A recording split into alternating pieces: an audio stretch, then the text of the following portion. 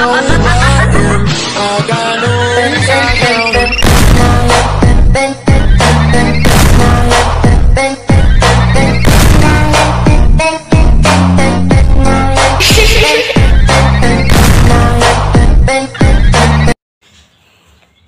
Matematika merupakan salah satu ilmu pengetahuan yang sifatnya pasti.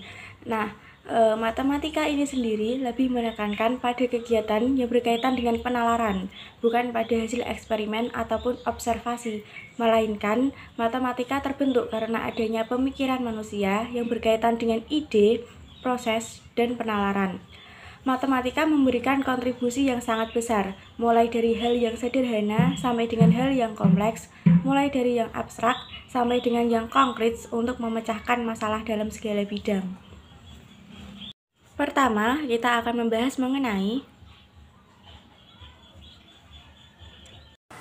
geometri merupakan sistem matematika yang menggunakan penalaran deduktif, yakni berdasarkan fakta yang dikenal dan dapat diterima untuk menemukan sifat-sifat baru yang bermula dari beberapa pernyataan sederhana yang diasumsikan dan kemudian digunakan untuk menghasilkan sesuatu yang lebih kompleks. Geometri ini sebenarnya merupakan cabang matematika yang sudah dikenal manusia sejak lahir, karena geometri ada di mana-mana dan hampir di setiap objek visual, misalnya pada desain bangunan rumah. Di dalam buku yang diterjemahkan oleh Suyono, ada beberapa level tingkat pengajaran geometri yang meliputi: pertama adalah level 0 atau bisa disebut dengan visualisasi. Pada level ini, anak-anak memahami bentuk geometris, tetapi belum mampu mengidentifikasikan banyak dari geometri. Kedua adalah level pertama yang disebut dengan analisis. Pada level ini, anak mulai dapat melihat karakteristik khusus dari sebuah bangunan. Selanjutnya adalah level 2. Pada level ini, yang menjadi objek pemikiran adalah sifat-sifat dari bentuk.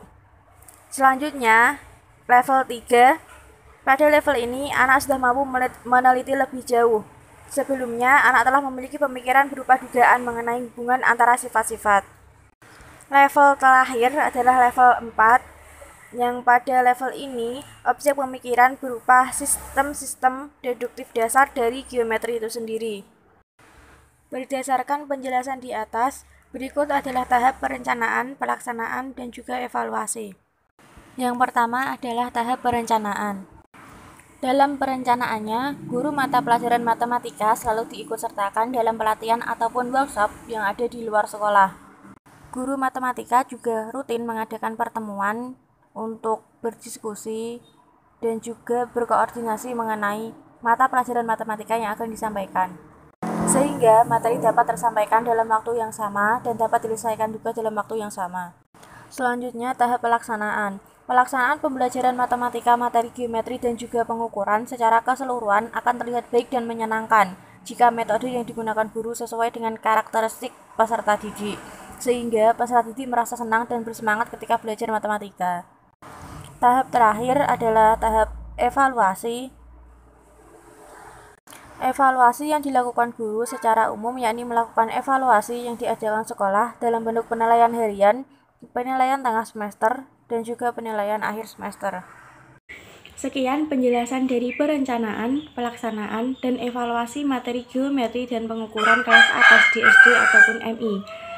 Penjelasan selanjutnya akan dijelaskan oleh rekan saya, Yohana Kurniawati. Penjelasan berikutnya yaitu tentang masalah atau kendala pembelajaran materi geometri dan pengukuran kelas atas di SD atau MI serta solusinya. Permasalahan dalam pembelajaran materi geometri dan pengukuran dapat diklarifikasikan sebagai berikut. 1. Permasalahan persepsi. Siswa belum dapat membedakan bangun geometri yang bentuk fisiknya hampir sama, seperti jajar genjang, belah ketupat, persegi, dan persegi panjang. 2. Permasalahan pada penggunaan prosedur, konsep, dan prinsip. Siswa melakukan kesalahan dalam memahami konsep kedudukan dua garis bersilangan, konsep kedudukan dua garis perpotongan, dan konsep jarak dua titik dengan kondisi jarak titik ke garis, serta siswa melakukan kesalahan analisis dan operasi dalam menyelesaikan soal terkait geometri bidang dan ruang. 3. Permasalahan penggunaan deduktif aksiomatif.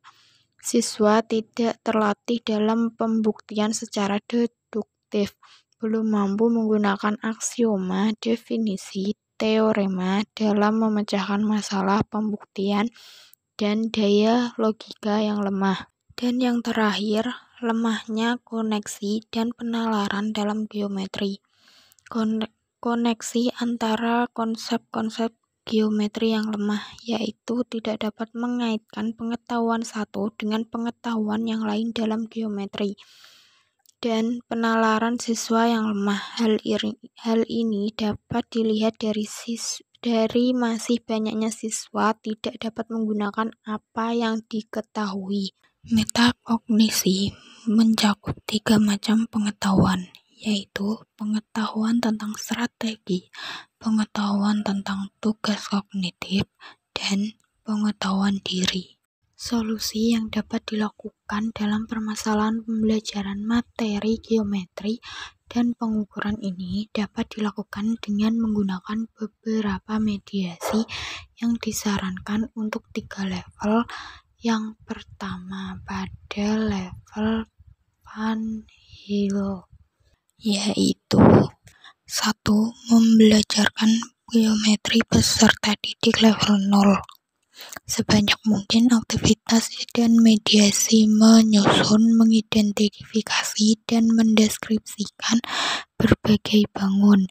Mediasi dapat menggunakan model-model fisik yang dapat dimanipulasi oleh siswa.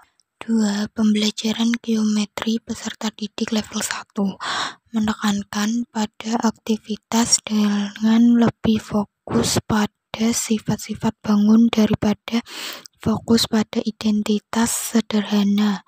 Mendeskripsikan bangun melalui aktivitas pengukuran, mengamati, mengubah sifat-sifat bangun melalui penggunaan model. Dan yang terakhir, membelajarkan geometri peserta didik level 2. Fokus pada aktivitas yang menggunakan model dengan fokus pada mendefinisikan sifat-sifat. Buatlah daftar sifat dan diskusikanlah sifat-sifat peserta didik yang merupakan syarat perlu dan mana yang merupakan syarat cukup untuk suatu bangun atau konsep tertentu. Dari kami, kurang lebihnya kami mohon maaf. Wassalamualaikum warahmatullahi wabarakatuh.